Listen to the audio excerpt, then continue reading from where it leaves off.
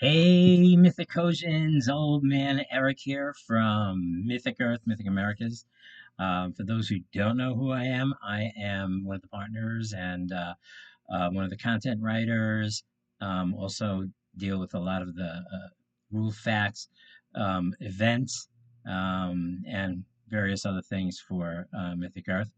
And I get a lot of questions on our Discord asking how to play the game in very basic terms, really how to every stage of the game. So we're so busy with the studio and getting things ready for a new home that I decided to do some short videos that are going to kind of explain things in a very simple, basic, rudimentary way. All of this can be found at our Crux Creator, and I'll put a link down for it. It's our list builder and basically our universe for everything Mythic America's Mythic Earth. So when you start the game, there are two alignments, ever living and ever changing. And basically, they force the player to play their list a little differently. So it's one of the ways we build balance into our game. So you bring your list to the table. You don't know if you're going to be playing ever living, ever changing. Depending on the army race that you're playing, you might be put into a more offensive position as opposed to a more defensive position. So it changes the way you're going to play that list every time you walk up to the table. So the first thing that you do is a roll off with a d10 each player. Lowest roll gets to choose the way they wish to play, either ever living or ever changing. That has a lot to do with the type of magic you're going to choose and the type of blessings that you're going to be allowed to use. And we'll get into that in a minute. So once that's done, the loser of that roll is going to pick the primary scenario. Primary scenario is any of the 9 scenarios listed in our rule book. And you'll set up the scenario as follows with that. Next, you are going to place your terrain. Most of the scenarios will have very specific ways to place your terrain. You can see there, this is Pillage the Village, and it shows you exactly how it should be set up, deployment zones as well. Suggestions as to how much terrain you're going to put on the table. And that also is, up to you guys. If you want a little more terrain and play a thicker table, it's really up to you. But there are some guidelines in there that are absolute definites, and you just need to set it up that way. Once that's done, both players are going to roll off again a d10, and the lowest roll is going to pick their table side. Once the table side is decided, you're going to randomly pick your devotion of the way. So devotions of the way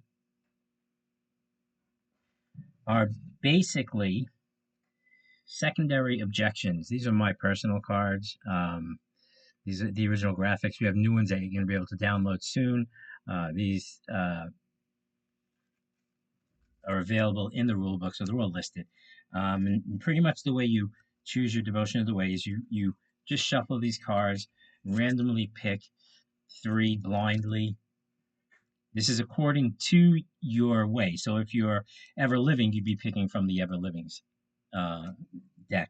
And I look at what I have here, and okay, I'll pick this one. Happens to be endocannibalism, but your opponent won't know that. These you keep secret. It's a secondary objective. And quite often games are won not by the primary scenario, but by those secondary objectives. And again, you also have them for ever changing, and same way. Again, my personal cards there. You then are going to pick your blessings. Now, blessings are one of my favorite parts of the game. Again, you have ever living and ever changing. So you are going to, again, this is why it's important as to which way you end up with, because the blessings are different in each. So basically, there are 9 basic blessings, but you can only choose 6 for the game you're playing. Some of the blessings pertain only to the behemoths. So you might want to use one of those or a blessing for a behemoth. And the other ones, so this is an ever living. These are all ever living. Again, these are my personal cards. I've made them. You're going to be able to download all this stuff from our Crux creator. And basically, the blessings, I look at them as magic spells that cannot be dispelled and are auto casts. So when you're looking at this, there's ever living, the wind is on our side. Basically cancels an enemy's countercharge action, which can be pretty powerful. That's part of the reactions and being on alert. But there's all kinds. There's movement shenanigans, all kinds of things to help remove pins, depending on which way you're playing. So you pick 6 to use during your game, and the importance of that is uh, you have the 6. You can use 1 per turn. Once you use it, it's burnt. You cannot use it any longer. So that's it. So it kind of is to your advantage to use 1 per turn. The only problem with that is you got to use your head because maybe you use that movement one on turn 1, and then 3 turns later you realize maybe you should have saved it. But that's how the blessings go. And then finally, you pick your magic spells and magic spells. So there you go, Mythic America's magic spells. Uh, and most of the factions have 6 or more spells, depending. The way these are broken up, again, some are universal, so they can be used for ever living or ever changing. Others can only be used for one or the other. So you got to make sure that if, say, you're playing ever living, I can use Armor of the Gods.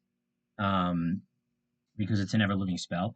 And according to the level of your wizard, that's how many spells you can get. If you're level 1, you get 1 spell. If you're level 2, you get 2 spells. Level 3, you get 3 spells. And that's how you go with your magic. Simple. And then you're pretty much set up to play the game. So those are the steps for starting your game.